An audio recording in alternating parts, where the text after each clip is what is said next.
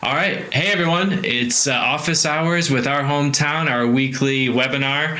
It's Matt Larson here, host, along with Teri and Vera calling in. How are you both doing this afternoon? Hey, Matt, doing great. How about yourself? Doing well, thank you.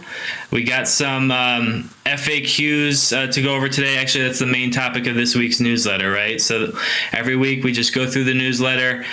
This one is focused on a new feature, changing the sender name for your newsletters. And this was a more and more common request that we kept seeing. And so that's part of, our hometown's service is we're constantly evolving the platform based on user feedback. So Teri, can you tell us a little bit about this feature and how to use it? Sure. What this does is when you get an email, and I can show you my email right here, you'll see a from, and it's not necessarily the email address. It's just the from name. So what we're doing is we're just changing the from name. We're not changing the email address that's sending the email. Okay, it's just the visual that your readers are going to see. Right. It's kind of a marketing thing. It's like a branding thing. Who do you want people to see pop up in their inbox? Is it just the name of the newspaper or, some spin on that? It could be an actual, person. Right. Maybe you have a columnist that gets read more. Right. Columnist name, comma, the newspaper or something. Yeah, there's all kinds of things you can customize this with. Yeah. Joe speaks.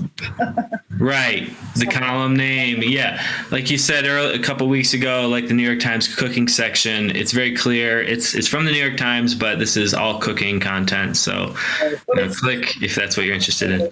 Still coming from the same sender email. It's just exactly.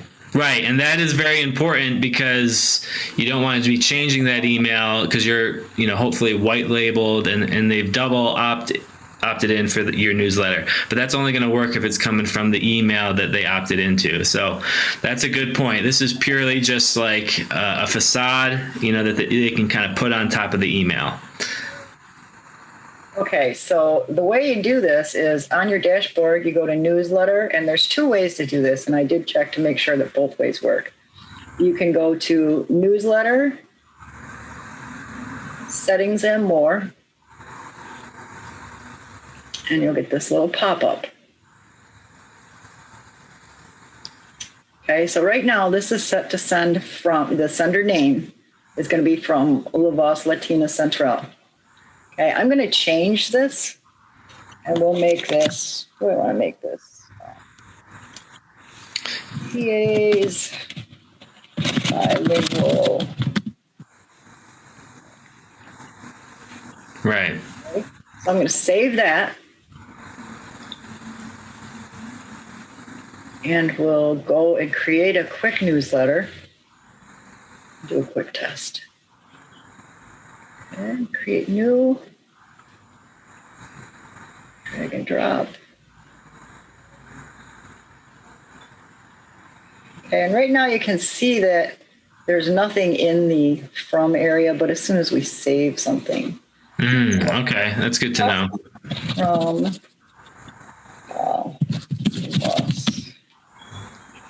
all right. There's my subject line, and I'm just going to leave this the way it is. I'm not going to change anything. I'm just going to send a test so that we can see. Actually, I better save it. Sounds good. Right. Let's see that save. Yeah, save it first. Okay. See, the from is still going to be the email. Okay. Good to know. It's not going to display like that in your reader's inbox. Right. Send the test now. Okay. And remember, my from was PA's bilingual newspaper or magazine. Right. And you sent some tests earlier from the other one so we can see how you can change this at any time, throughout the week, even throughout the day. Correct. Yep. Yeah. If you want to send a breaking news headline and change, what that says, it just allows you to get more on that first page view of the inbox, because there's the test, and over on from is where it says the name. Right? From. Right. That's where I changed my name. So now let's change that back. Okay. But Yeah. the other method. Okay, great. Nice demo. Yeah. So We're going to go back to newsletter on the dashboard. That little, what is that? A message icon, Vera? What is that thing? A bookmark. A bookmark. Thank you. I can never remember what that is. I don't know why. Okay. Here's the other way that you can change it. And when you go into newsletters, or just click the newsletter dashboard, you can change it up here also. Okay. Settings, general settings, and you'll see it says change from name. Okay. Let's go ahead and use that method this time. Yep. It's going to give you the same exact name. Okay, great. Okay. Back to. Right. Another test newsletter just so that you can see how the email doesn't change. Right. We'll make another newsletter. And just a shout out to Jenny here at Lavos. She's such a good sport. She lets us practice things on her site. So she's got all these empty newsletters right now, but she's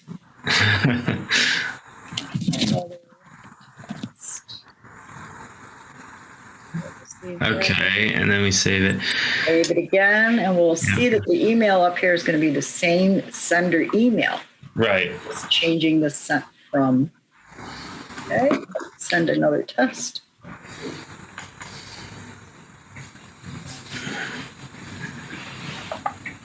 The reason we can't change the email is because it has to be a verified email. It's critical. Right. So that's something that engineering would have to do, and it would probably require even some custom engineering time. Yeah, but really you don't want to do that. It's not a good practice because then their email won't always recognize it. Right. Or they'll just they'll recognize it, put it right in spam. Okay, yeah, so there it is. 2 tests back to back there. Okay, looks good. Yep. So it's the exact same email. I mean, look at this. Depending on the email client you use, the from name is really the most important thing. It's more important than what the email says. You know, Outlook, it's the most prominent thing because Outlook, it's over on this side. Wow. Okay. Yeah. So it's the first thing that you see. Who's this from? Yeah. No, that's a really, really nice tool to have at your disposal. And to use, go back to the New York Times example. Right. You have NY Times cooking, NY Times morning, NY Times breaking. Right. So, depending on what your own personal schedule is, you might want to save the cooking one until later after you get home from work or whatever, but you might want to look at the breaking news. Right. So it's a good way to get your readers' attention. Right, exactly. Yeah, I would just highly recommend using that simple test that you did, though. That was a great demonstration because everyone should do that before they send a newsletter. Just send yourself a test and make sure the headline appears the way you want. Open up the email and check that from box. Because if this is something that you do end up changing a lot, like on a regular basis, you just got to be aware of what it is. Because yeah, I mean, change it occasionally. Make sure you change it back. Right. Yeah, that would be the more likely point where you have a problem. Exactly. In our industry news this week, we're always on the lookout for publishers that are looking for help getting buyers. So if that's something that you're looking at all right now, contact us. We'll put an ad like this in our newsletter. This is for the Wallace News. Joni and Johnny Griffin have been customers for many years, but they are retiring and they don't have a buyer. It's a great investment, a great property there in Wallace County. So, I guess it's Austin County, the Wallace News. So, this is the ad that they want us to run. So all their contact info is there. And just as a follow-up, I guess there's been some response on the Michigan paper. I don't know what's the latest is on that, but one of these places that Willie put out those feelers worked. So, there's opportunities. Yeah. You just gotta, just look for the right audience, find the publisher audience. So that's that headline. Upcoming events for this month. We've got that webinar on the Texas blizzard next week. We got a couple more people registered for that. So we'll be talking to publishers in Texas about some of the measures they took during what was that? Back in January now or February? Kind of just like the things that they did to adapt the print schedule and their operation to deal with the natural disaster there. Right, and how they were able to get the news out, some of the news, or at least the breaking type things that people who did manage to have online access were able to view. Right. Good about this one. I think this is going to be a really, really good webinar. Yeah, definitely. We should, try to dig up.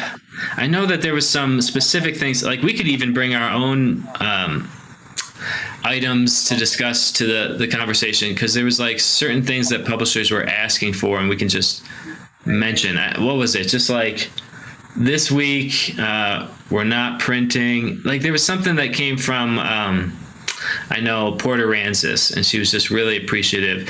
Like, whatever we were doing for publishers at that time, we should kind of like recycle that and say, these are things that we can do for you in the future, I know Raymondville had a free food giveaway that they needed to announce. Okay. That didn't have power. Right. They didn't have any power, so they just like called us or something? Right. She called and asked us to put a blurb on there that there was a free food giveaway for right that didn't have power. Right. Anything like that. So okay, yeah, that's a perfect example. I mean, when resources are really stretched that thin, we are a resource that you can tap into for those things at any time. We know the inside and out of your website. It's a quick thing. You don't have to explain it to us. You can just literally text us. Breaking news, please post. Right. If you have a paywall, we just kind of made the assumption that they didn't want it behind the paywall. Right. Yeah, these are things that, we just kind of understand. They go without saying. Yeah, so that's a really good point, Teri. We should definitely make that like part of the discussion, like wherever we can. But obviously, we're going to mainly be hearing from the publishers directly that were affected and some of the things they were doing. Okay, so then after that, we've got audio podcasting. Again, we're doing this webinar for National Newspaper Association, and all our hometown customers are welcome, April 29th. And then lastly, the next Kevin Slimp webinar, get your tickets now, otherwise you might not be able to go. We had I know, like, you were literally emailing Kevin as he was starting the webinar. So I know that those publishers did not get in that waited until the last few minutes. We could pretty much do it anytime before, like an hour before, but really we're going to try to request, that people get their emails in 24 hours before this Thursday, May 6th at 3 p.m., where it's kind of a different time slot this week or this month, but increasing revenue by designing more effective ads. So that'll be the May webinar with Kevin. And you can register for all the conferences in one shot if you just go to register now. You can read about them there, but there's a blog post on the upcoming one. Yep. Right there. Yep. You got it.